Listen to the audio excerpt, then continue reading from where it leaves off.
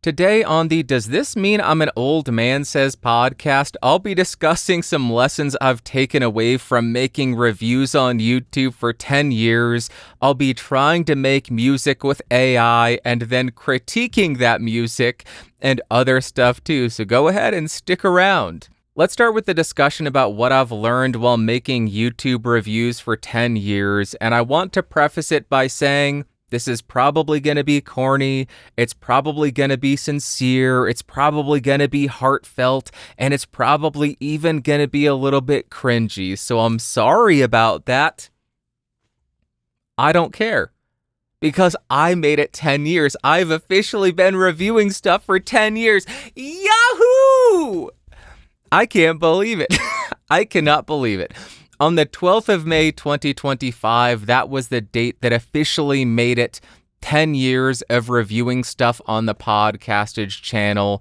It all started with a review of a messenger bag, so it should have been called Baggage or Bagcastage or something, and then it flowed into a review of a mouse pad, so it could have been Mousepadage, Mousepadcastage, and then an SD card case. Yeah, I reviewed an SD card case, and I still have it, and I still use it regularly, so 10 out of 10, still rules, still worth the money, and anybody who mocked me for reviewing an SD card case, suck it!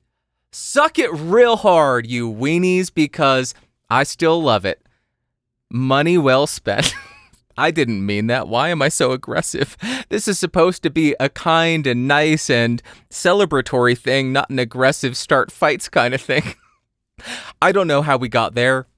Sincerely, though, over the last 10 years, I have almost quit many a time. I have to admit that. It has not been smooth sailing for 10 years. It has been a struggle the entire time. Within the first year, I almost quit, and my buddy Logan Noggle gave me motivation, gave me advice, gave me support, and kept me going, so Podcastage could have been a 1-year channel, and I would have moved on without him cheering me on and saying, hey, don't be a weenie, don't quit, keep going. Some people are watching, maybe more people will too, so Logan, thank you so much. And if anybody is super upset that I still am on the platform, blame Logan. It's his fault. But I would not be on YouTube without Logan, so I needed to give him a holler, a shout out, because he is such an awesome dude. And I have also received a ton of support and motivation from the Podcastage Discord community, and again, without their motivation, without their support, without them cheering me on and mocking me relentlessly, I am sure I would have quit as well, because making YouTube videos can be a very solitary thing, because it's you sitting in a room with a camera and then you staring at a computer screen and then occasionally responding to comments, but a lot of it is just very solitary, you and a camera and a computer and a microphone. So without that community, without the support of some amazing people around me, Podcastage would have lasted a year at best. But over the last 10 years, I tried to pull out a couple of lessons that I have learned and have kind of changed my life. Number one is start with what you have. This goes back to what I started reviewing on the channel. I didn't have the greatest video gear, I didn't have the greatest audio gear, I didn't have the most interesting stuff to review on the channel, I didn't have a boatload of money to buy stuff to cover on the channel, I had no following, so no companies would give me stuff to review. 2015 YouTube was very different. Now it seems companies will send out anything to everybody to get a video. Back then it was different. So I just had to start with what I had, which was a messenger bag, which was an SD card case, which was a mouse pad. And the reason that was important is I wasn't going to improve without actually doing it. We can sit there and prepare and outline and find out what gear we need until the cows come home, until the end of time, and always be iterating and improving upon that outline, but never actually get started. The only way I was able to improve was just getting started with what I had, even though what I was reviewing was insane. A mousepad does not require a dedicated review video, although nowadays I think there are people who do that. An SD card case does not need a dedicated review video. It just needs to have a picture of what's inside, which I did not find when I was researching it, which is why I made the video. So that could have been solved by just taking a photo and posting it on Amazon. That's not why I did it, though. I did it because I was bad on camera. I was bad at presenting. And the only way that I was able to improve at that was by doing it. And then editing that and saying, holy smokes, you suck at this. Try to improve that next time. And as far as the gear, we could sit here all day and say, the gear I have isn't good enough because MKBHD uses 8K or 16K or 32K, whatever the resolution is. And you can make all the excuses to never get started. But the gear nowadays is good enough. Your phone camera is good enough. Depending on where you are, your phone microphone may even be good enough. And you don't need to spend hundreds or thousands of dollars to get started, to get the gear to get started. You can get started today. And I think that's the most important thing because you can be stuck in a perpetual state of preparation, of planning, and then never get started because it's never going to be good enough. So the first lesson that I came up with was just start with what you have, and that doesn't just apply to gear, it applies to the plan that you have, because you could be in a perpetual planning stage, but you're never really going to know what to do better until you start producing something and editing it and putting it out and then reviewing it a couple of weeks later and finding out what to improve. So that's lesson number 1, just start with what you have. Lesson number 2 is do the best that you can and iterative improvement. So this is something that kind of piggybacks off of that first lesson, but it is easy to put off releasing anything until we think it's perfect. I have fallen trapped to this a couple of times where I keep thinking this review isn't good enough, this comparison isn't good enough, I need to refilm it, I need to re-edit it, I need to re-record it, I need to do this, that, the other thing. And then it just pushes off the release longer and longer and longer. We cannot be expected as just independent solo content creators to publish perfect things. That's an impossibility. So all we can really expect from ourselves and all that our audiences, all of our communities can expect from us is the best that we are able to do. So we need to understand what the best we can do is and live up to that means, live up to that quality. And then what I mean by iterative improvement is the best that you could do 10 years ago is going to be very different from the best you can do today. So what I am advocating here, or what I took away from this is, yes, the video that I made 10 years ago was the best I could do at that time. What I should be doing is watching that video, finding one thing that I think I can improve upon, and then improve it in the next video.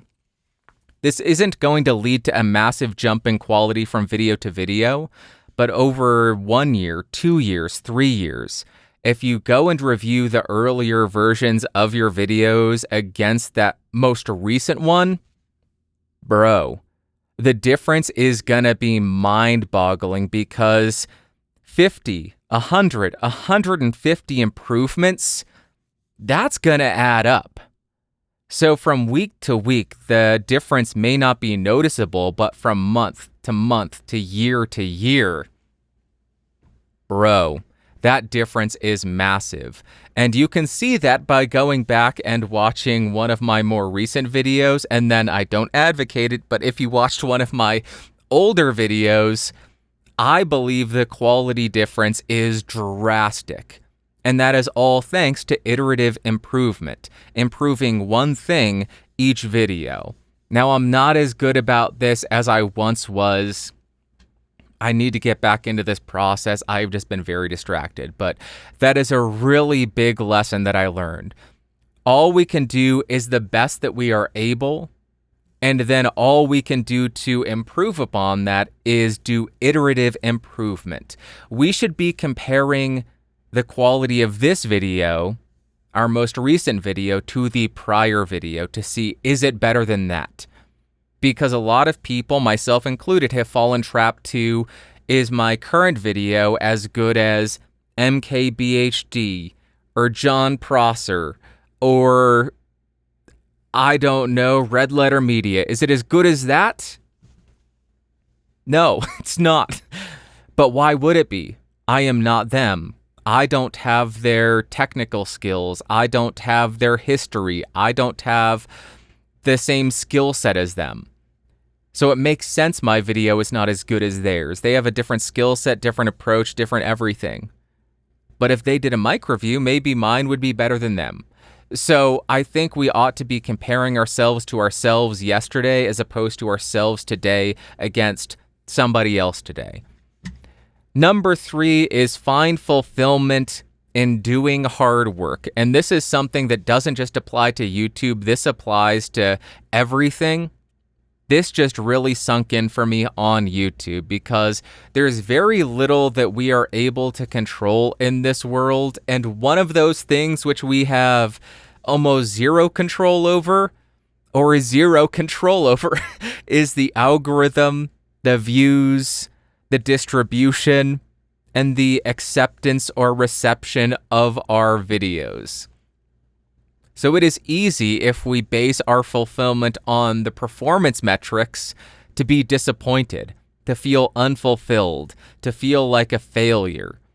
But if we are able to adjust how we find that fulfillment, to adjust how we measure that success to be based on something that we have control over, I think that's going to lead to a much longer life on YouTube, a much more healthier mindset on YouTube, and likely a longer journey.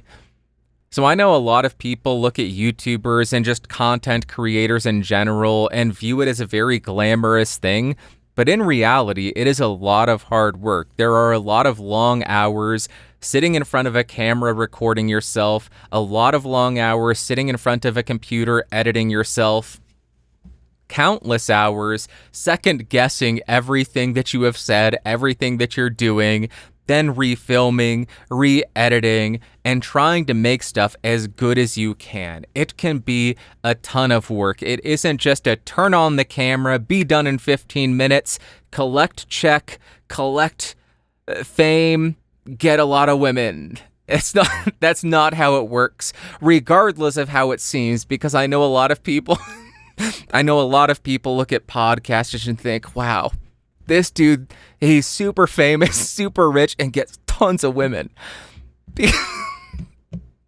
This dude who talks about microphones, dude, women love him. I can tell. That is not the case. As if I needed to say that. That is not the case.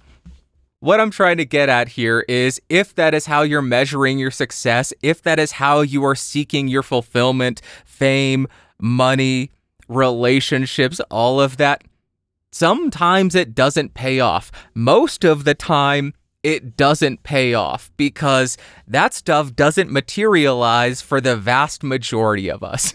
So we need to tie our fulfillment and how we measure our success to how often we pop the microphone, as I just did, but also on something that we have control over. And that is why I think we need to find fulfillment, or one option of what we can find fulfillment and measure success on is how hard we work on something, knowing that we did our best on a certain project, on a certain video. There are many times where I have put hours and hours into a video, into a series, where I think it's great and it flops. That can be disheartening. I am not saying it won't be. Knowing that you put your heart and soul into something and then nobody cares, that still sucks. But if you can put in a long day's work, a hard day's work, do the best that you can on a project, and then at the end of the day when you hit export and publish, you can say, dang, that was pretty darn good. That's the best I could have done. If you can find the fulfillment in that, I think you'll have a much longer career on YouTube, because if you rely on criteria or metrics which you have zero control over, it can get very disheartening very quickly. It's why I've always been an advocate of making stuff that you're passionate about, because if nobody's watching, if nobody's listening, at least you're still going to be having fun and you're more likely to continue doing it, as opposed to, what's the most popular topic right now? What's the highest monetized topic area right now? I'm going to make videos on that. And then if those videos don't get any traction or views, you don't care about the topic, you're going to feel disheartened. You're not going to continue. You're just going to quit. And if that's you, more power to you. I'm not trying to talk you out of it. I am just sharing what I have learned from doing YouTube. These are lessons that I have taken away. Find fulfillment and measure your success in things you control, which is your actions, your perception of what you do, not the world's perception or the algorithm's perception of you. And the final lesson that I learned is redirect negative habits and negative energy into something positive.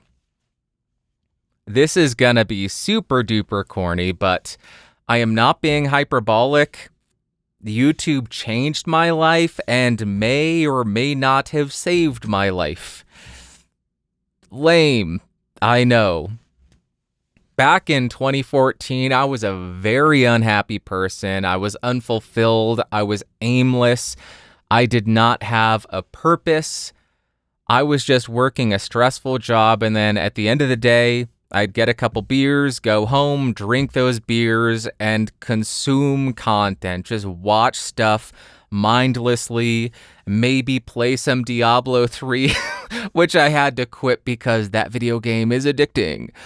But that is how I would spend my life. Work a job that stresses me out, drink beers, consume content. Frankly, I found that life to be deeply unfulfilling, and that made me a miserable person, internally and probably to be around. I am sure that I was not fun to be around. I was probably a huge bummer. I used to play in bands. We all went our separate ways, so I had no creative outlet. But then, as I hit my lip like I'm doing that, a little levity because it's so serious. On the 2nd of January 2015, that's when I gave up drinking. Then a couple months later, I got a promotion at my job. I was asked to move to a different state, and I figured, why not? So within a 6-month period, I quit drinking, got a promotion, moved to a different state, and then started making YouTube videos for podcastage. And what that allowed me to do was rediscover this creative outlet, rediscover having a passion, and rediscover having a purpose. Now, that may not seem like a big deal to some people, but what that afforded me was I could work this stressful job. I would still do the best that I could to the best of my ability, but then afterwards, I had something to look forward to. I had something that was exciting to me, something that I was passionate about, something that I felt gave my life purpose. And that allowed me to be happy again. I know this sounds so lame and corny, but without that, I was a miserable person. I was unhappy. I was depressed. I had nothing to look forward to. But once I regained that creative outlet, I had something to be excited about, and it was exciting. And that is kind of what has carried me the last 10 years. Without that, without having that passion, without having that creativity, without finding that purpose again, I doubt I would have stuck with the whole not drinking thing, which has now been 10 years. 10 years no drinking, which is, I don't mean to pat myself on the back as I pat myself on the back, but that's no small feat. I doubt I would be as happy as I am. I doubt I would be as content as I am. I doubt I would still be at my job.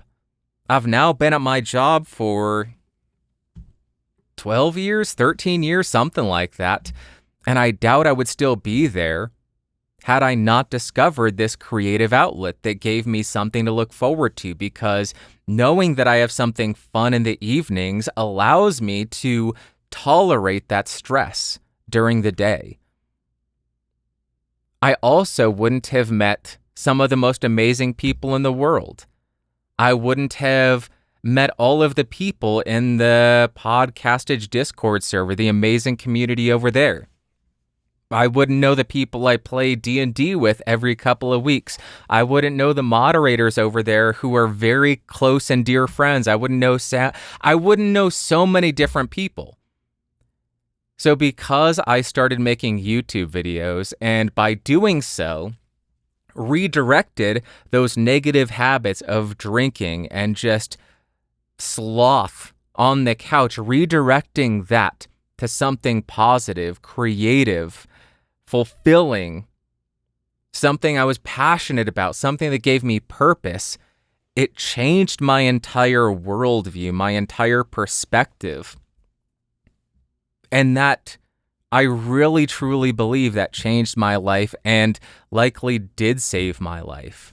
As corny and lame as that sounds. So I hope there's something in there that is useful to you. Maybe it'll give you some new perspective on your approach to YouTube. Maybe, I don't know, maybe this is just me being self-congratulatory and vain. I have no idea. But I wanted to share what I've taken away from it, and I am sure I'll do a full video on Podcastage once I can really hone in on what Podcastage has done for me over the last 10 years, because it is undeniable. It has changed my life significantly. So thank you very much for 10 years. It really does mean the world to me, and I can't believe I have been making microphone reviews for 10 years. I never would have thought it lasted 1 year, and I never would have thought, like, okay, this is going to sound super lame. Back in 2014, 2015, I never would have thought, oh, in 10 years, you'll be the happiest you've ever been. You'll be the most content you will ever be. That's a real gift. And that's super lame. So I'm sorry, but thank you very much for sticking with me for 10 years. It really does mean the world to me. And YouTube, this is even lamer. YouTube, thank you for the platform, because it did change my life. And I think it actually saved my life, having that platform and that outlet to rediscover something that I'm passionate about and have that creative fulfillment. Can you tell I'm not making eye contact with the camera because I'm so uncomfortable being this transparent and feeling emotion? I'm not completely dead inside. That's good to know. Thank you so much. Okay, we're going to move on to something lighter. Let's talk about AI and music and creating stuff with it. I have to laugh at myself because how absurd he's getting emotional and feeling things because of a video platform, but it's everything that surrounds that process. All right, let's go ahead and move on to AI music and making stuff with AI music and then critiquing it.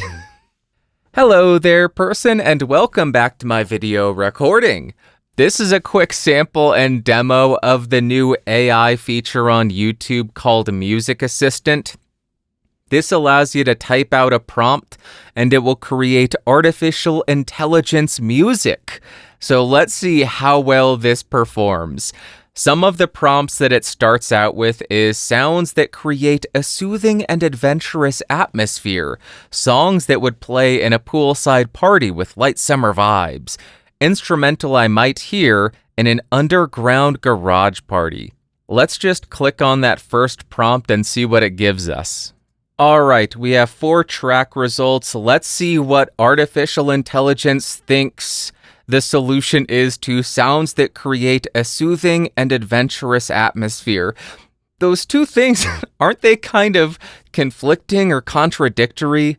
Soothing and adventure, they don't really go together, so this may lead to some interesting results. Let's hear track 1.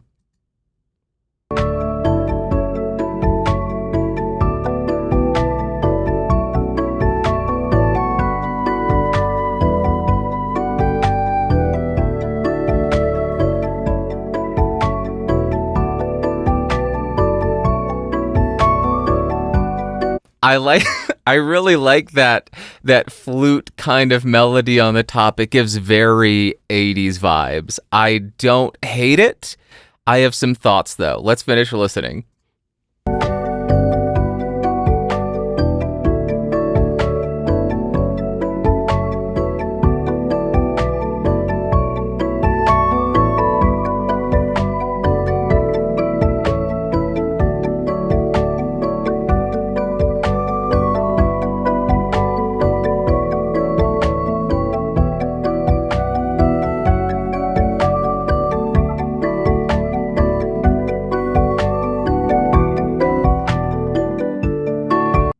Okay. There are some very interesting notes in there. It seems as though random accidentals are thrown in, and it kind of throws off the entire vibe. It gives it this almost uncanny valley or unnatural or unnerving kind of vibe to it. I don't know how else to describe it, but it also almost seems just randomized. There's no real logic or flow or shape to the movement in the music. It just seems like a computer thinking, this note should be here, as opposed to this note should be here because it's conveying this emotion, or this note should be here because it's going to progress to this following note to create this kind of feel. Very randomized. Let's hear the second one.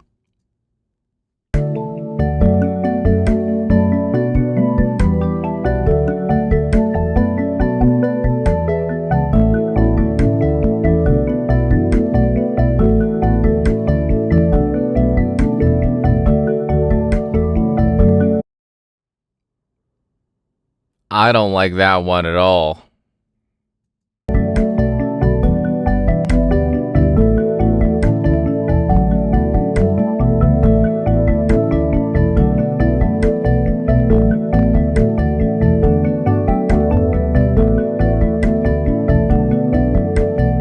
Also, just the bass is so distorted. Maybe it's some kind of issue with my headphones. Everything else sounds fine, but maybe it's my headphones and it's not actually in the recording, or I guess in the computer generated file, but the bass is just so distorted.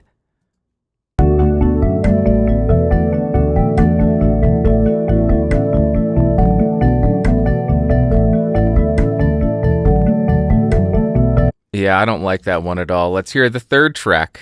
Maybe it'll get better.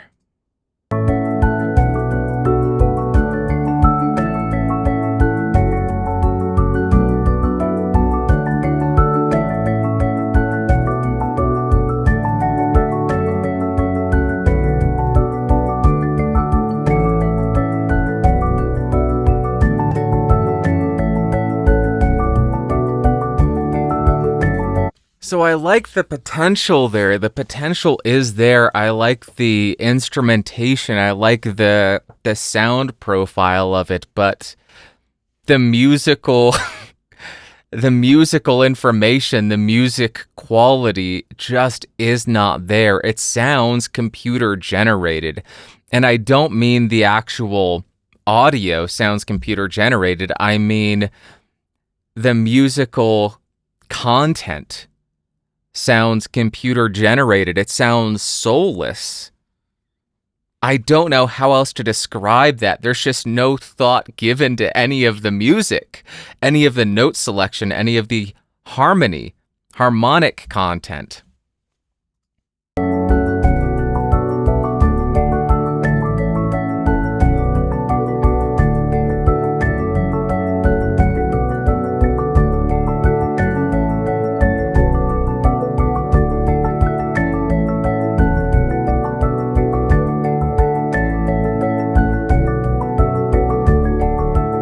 Yeah, I don't love it. I don't love it. I guess for a backing track in a short or something like that, that would be more than sufficient.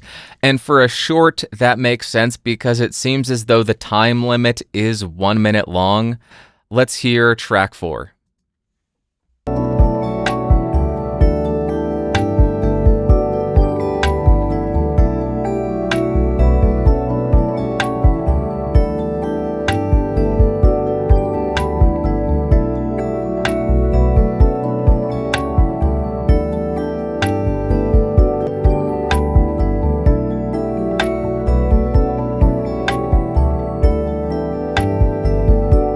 Yeah, it's the same story here. The harmony, at least it does change and it's not just hanging on a single root note, but the harmony and the melody just lack any kind of logic to them. They seem randomly generated as opposed to having the forethought of this is the shape of the melody to create this kind of emotional response or convey this kind of idea. It is just a random selection of notes.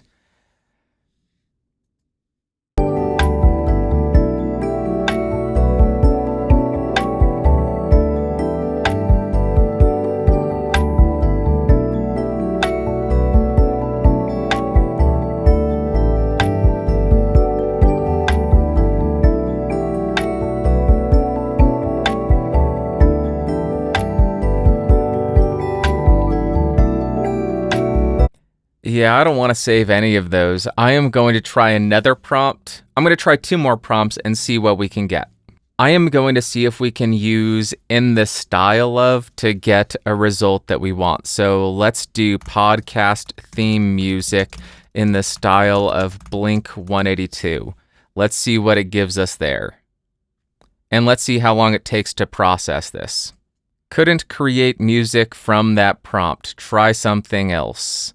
So I am guessing it will not allow you to do in the style of, probably for copyright reasons. So let's try something else. In the style of pop punk. That only took 45 seconds. That is not bad at all. Let's hear their pop punk podcast theme song.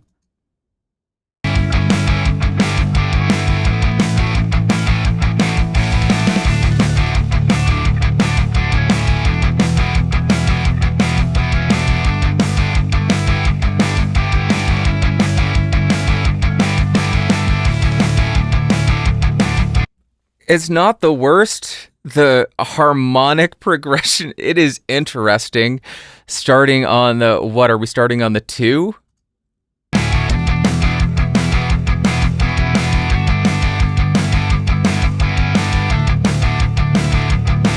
Yeah, it's like a 2-4-5-1.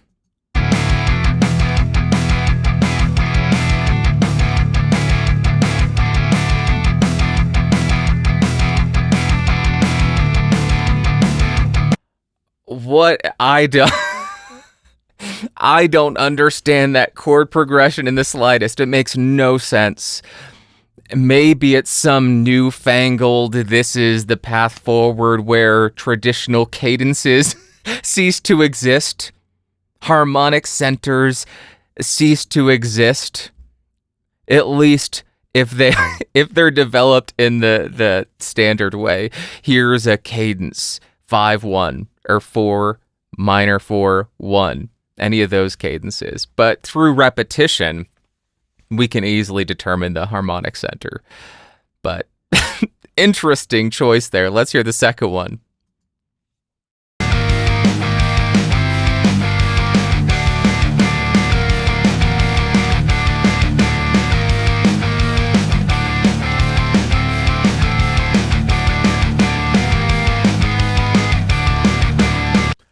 What in the... What is that? What are those, dude? That is interesting. Let's keep it going, see where this goes.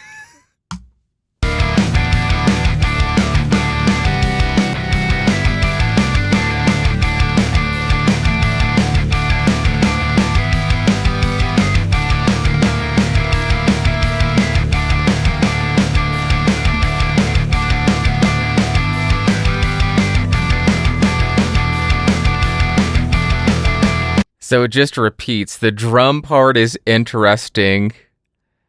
The harmony is interesting. That octave lead in the top is interesting.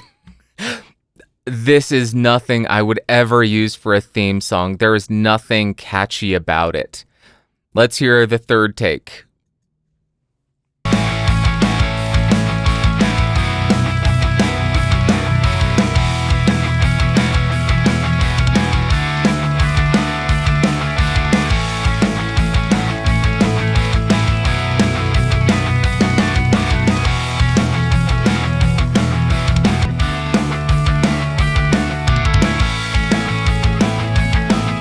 It's so close to having something that resembles a proper pop-punk song and having a proper lead part or proper harmony or any of that. It's so close, yet so far away. This sounds like a really crappy Guitar Pro demo that you would have made back in like 2002, or I would have made back in 2002 when I'd only been playing guitar for like 6 months.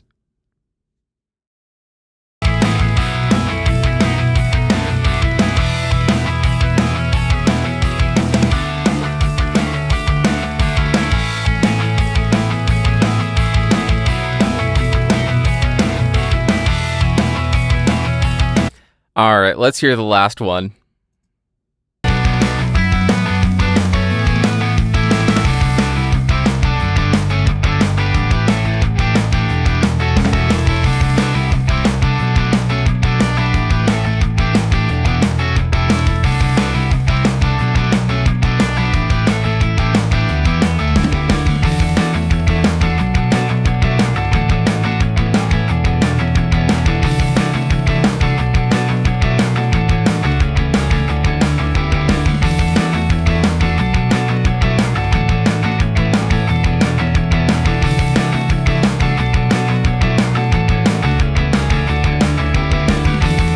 That part right there, I actually kind of dig that.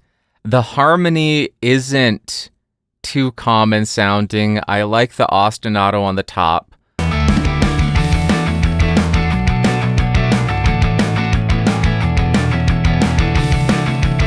Right there, I think that's actually pretty solid. Now, sound quality wise, I don't think it's there, but if it was more convincing as a real band, a real recording, I think that part could be pretty decent.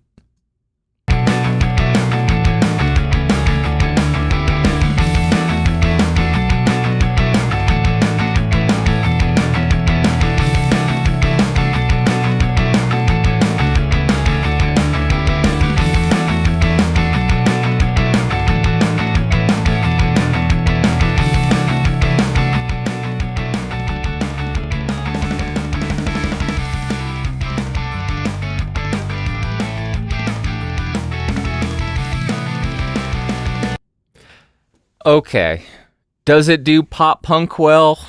No, I don't think it does. It doesn't sound realistic. The notes, the harmony, most of the time seem to be very random, very inhuman, lacking any kind of logic or sense to the harmonic or melodic progression. It sounds like artificial intelligence. Just a computer having ingested a bunch of information and trying to decipher some kind of output from that. Let's try one more prompt. Atmospheric horror soundtrack for a YouTube video using classical instrumentation. So we're trying to avoid any kind of electronic instruments. Let's see how it handles more acoustic, classical instruments and more of an atmospheric soundtrack, because I feel like a computer could do that. That one took 1 minute and 10 seconds. Let's hear what this AI dream track thinks atmospheric horror soundtrack ought to be. Track 1.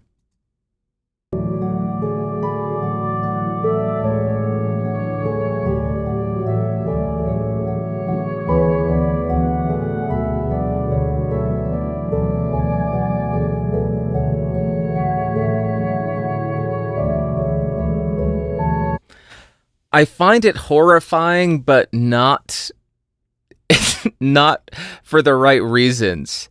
It's horrifying because it sounds so inhuman.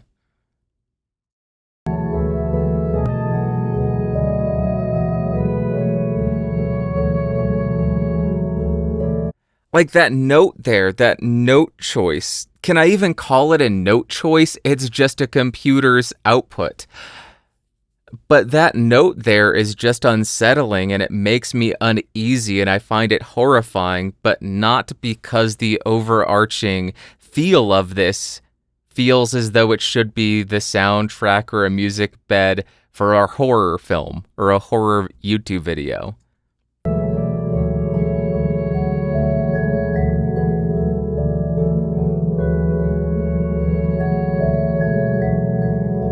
Pretty ineffective. Let's try the second one.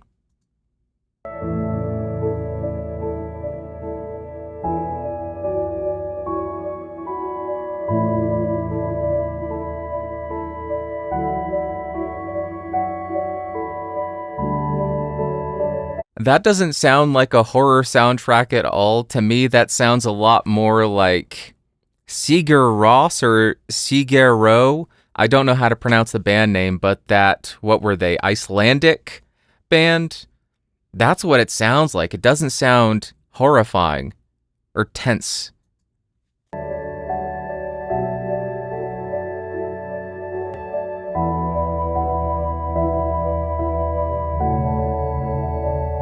Yeah, not effective there either. Let's try track 3.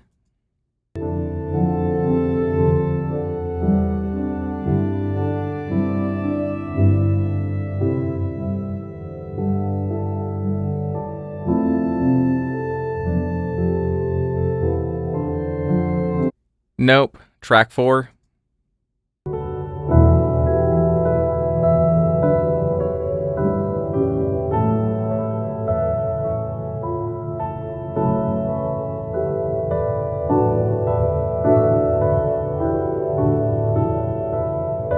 Yeah, I find it unsettling for the wrong reasons.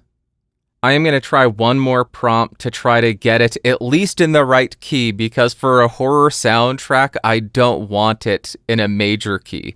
So let's do dark minor key, and let's see what we get out of that.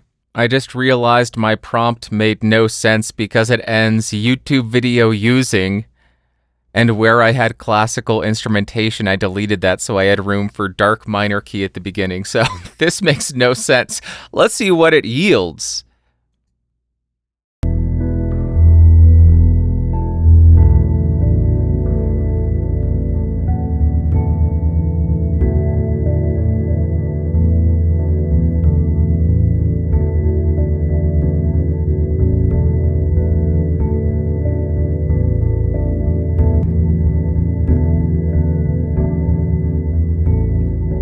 That is much more in line with what I was expecting. It's still not terribly minor. Still kind of has that Sigur Ró kind of vibe to it. I wonder if this AI, this dream track, just views Sigur Ró as atmospheric. Let's hear the second track.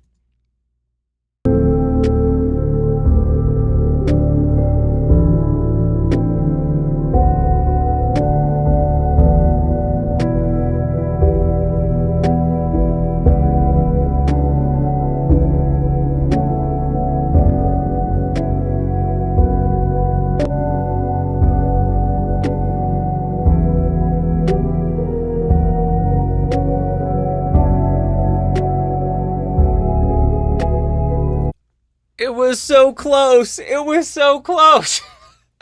Oh, man. That had something interesting there.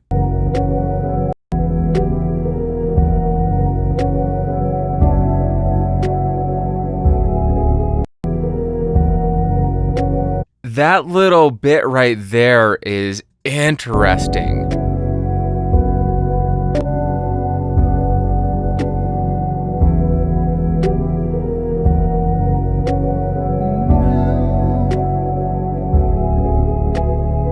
But then that change to that chord ruins it. Oh man, that was close. That was close to being cool. Let's hear the next one.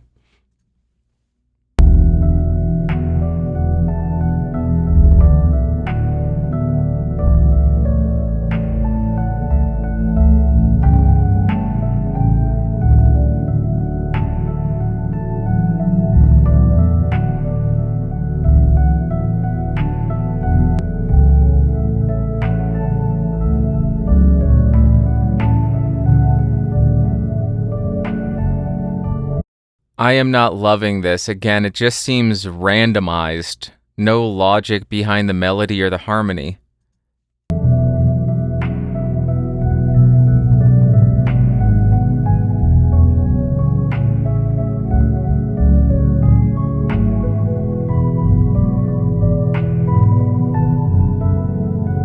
Let's try the last one.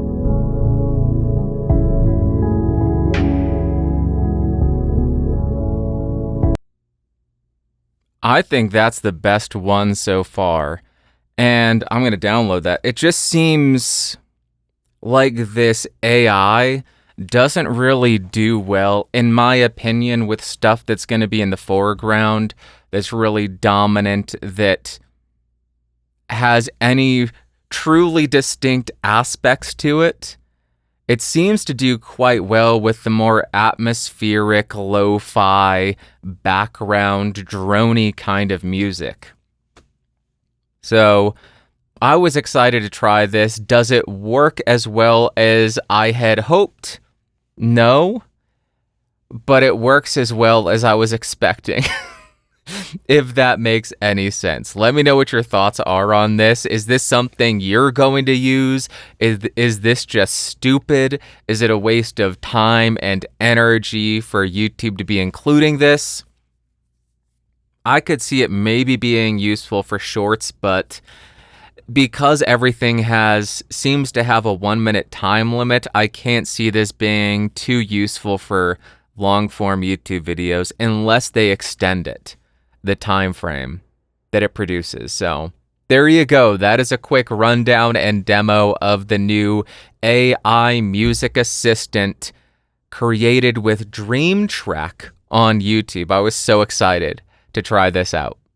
Wow, past Bandrew, that was super interesting and fun. I hope you found that interesting and fun as well, because that was 23 minutes of AI music creation and critique.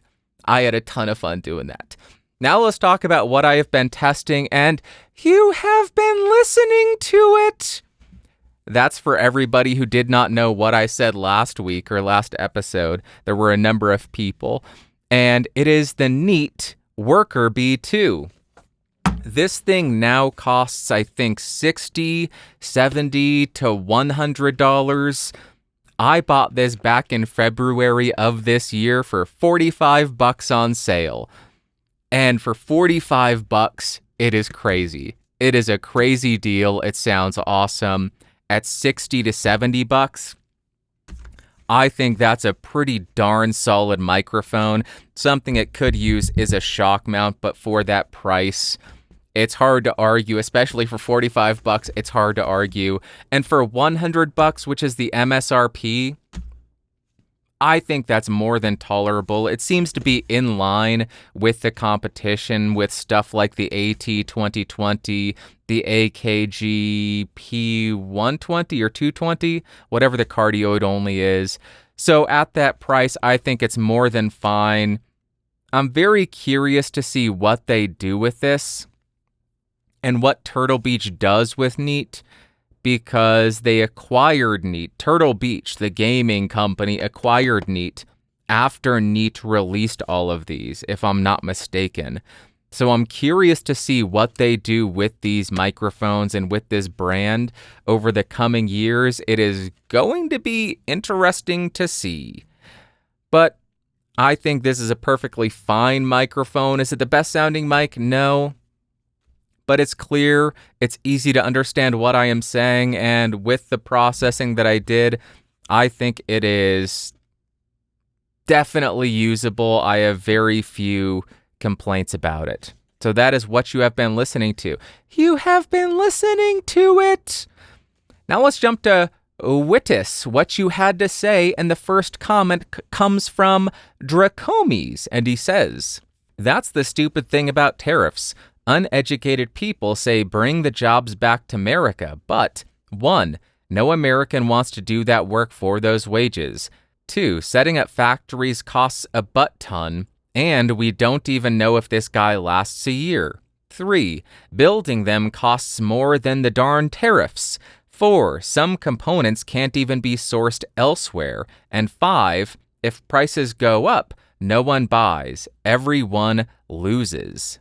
Dracomes, thank you very much for the comment. I really do appreciate it, and I think you raised some interesting points about tariffs. I agree the main point of the tariffs is to bring manufacturing back to the United States, to motivate consumers to buy made in the USA goods, and to motivate companies to bring factories back to the United States. But there's a big issue there. As of right now, there are very few made in the USA products, meaning there are very few alternatives to the stuff that is made overseas and the stuff that is going to be taxed very highly. Secondly, as you pointed out, bringing a factory back online in the United States is incredibly expensive. It can be tens or hundreds of millions of dollars, or in certain cases, even be billions of dollars. And if a company doesn't know if these tariffs will still be in place in 6 months, 1 year, 2 years, 4 years, 8 years, it's hard to determine if that investment is going to pay off. Because when you're manufacturing in the States, unless it is completely automated, you need to pay American workers, and American wages are significantly higher than other areas in the world, other countries in the world. So even if the factories are identical in the States as well as in China, the cost of running those factories are going to be significantly higher in the States, especially once you start accounting for the environmental regulations and everything else that goes into running the factory in the States. So even if they were outputting the same, the cost of an output in the United States is going to be more than the cost of an output in China.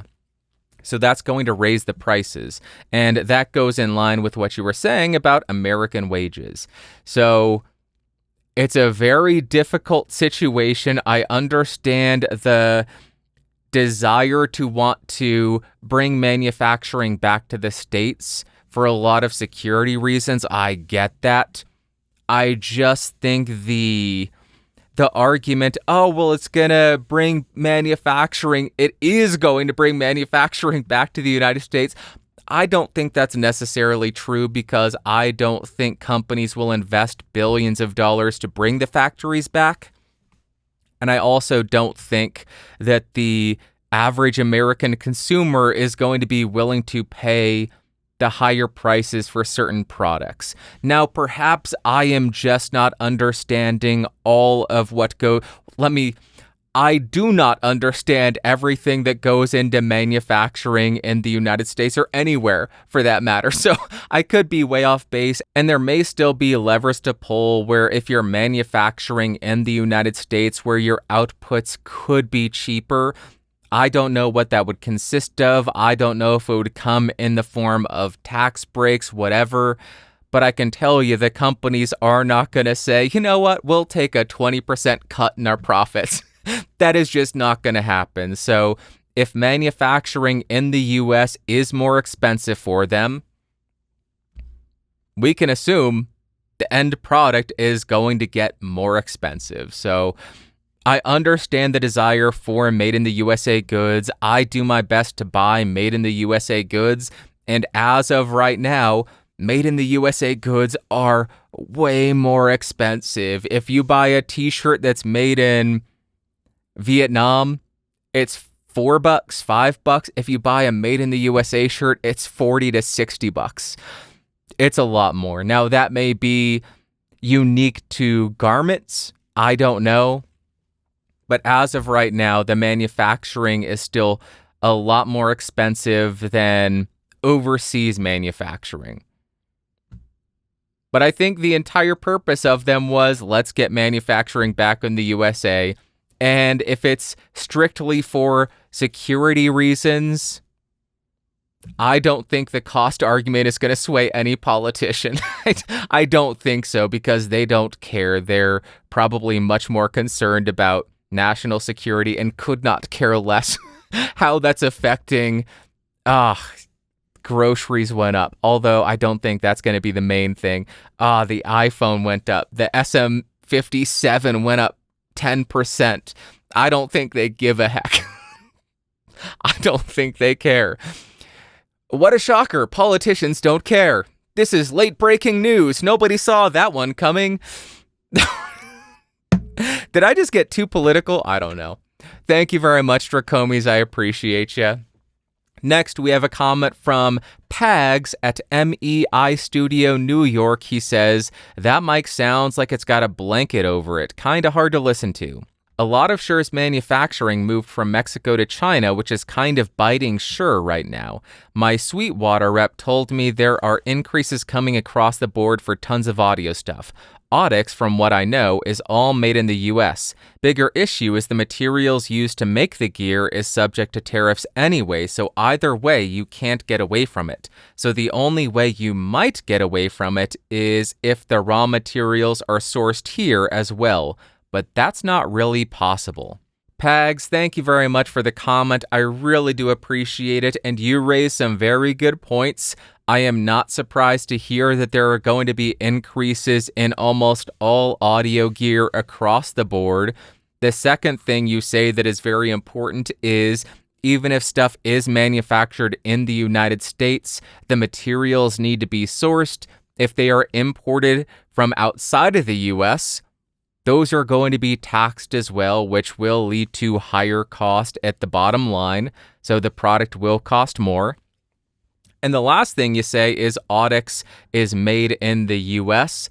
I actually confirmed this. I got an email from somebody at WYHTS after they saw the last podcast episode, and I took that as an opportunity. Hey, tell me, is this made in the US?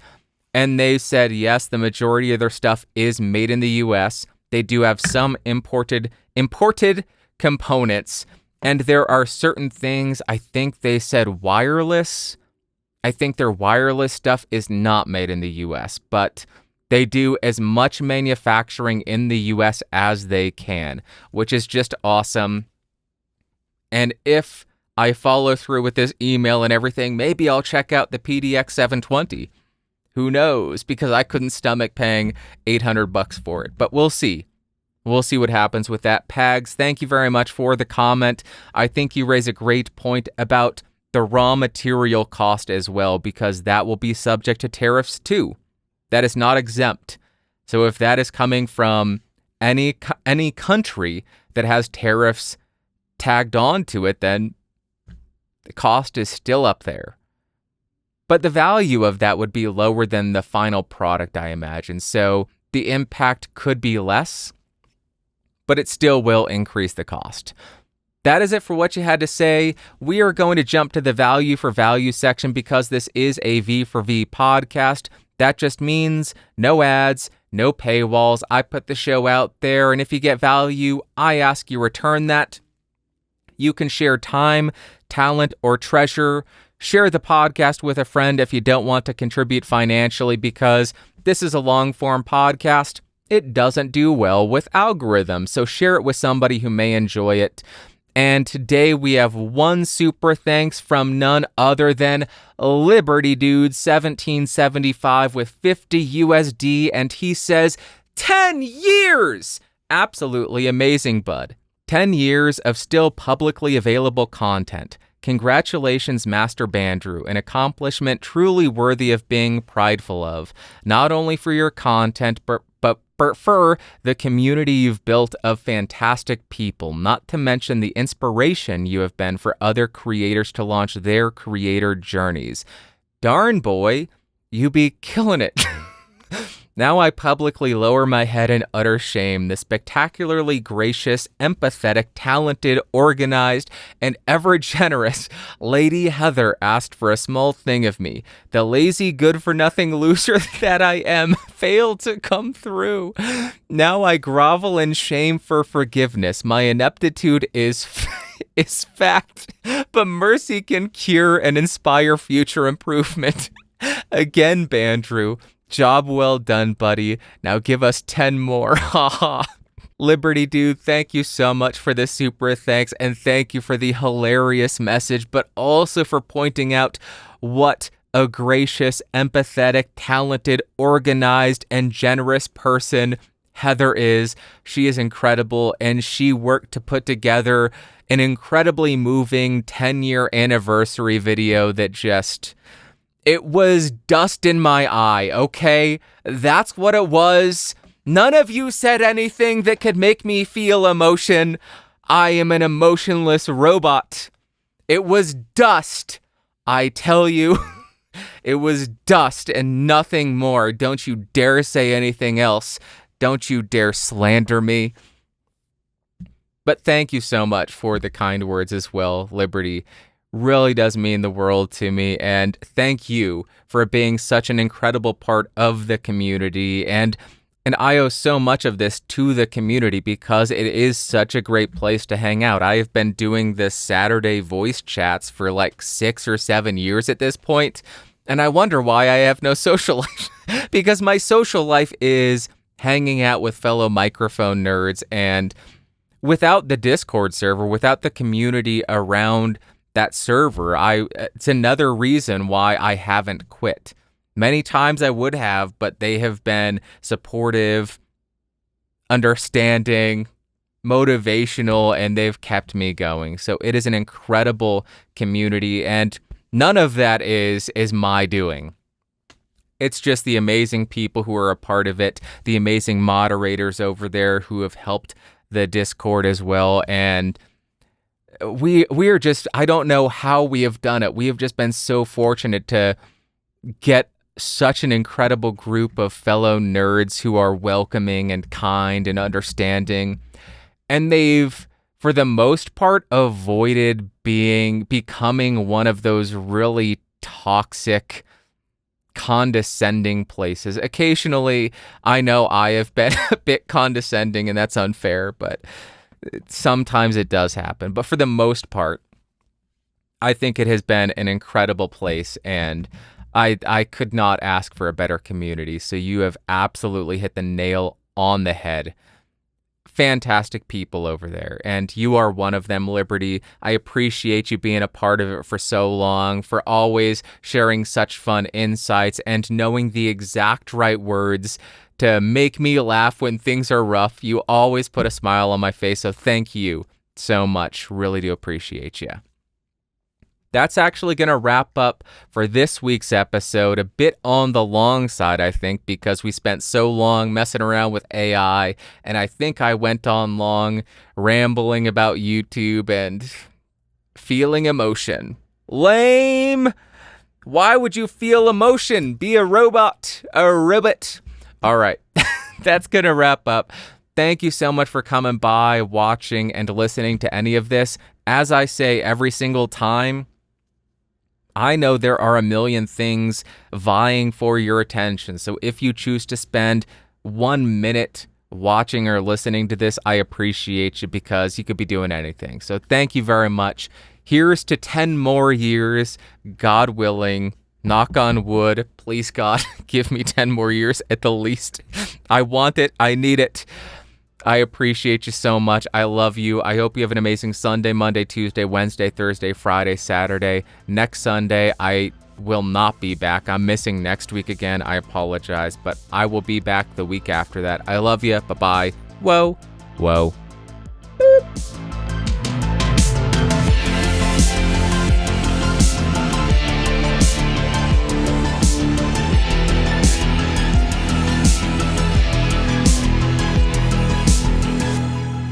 This has been a Geeks Rising production. Your executive producer is Bandrew Scott. For more information, head over to www.geeksrising.com.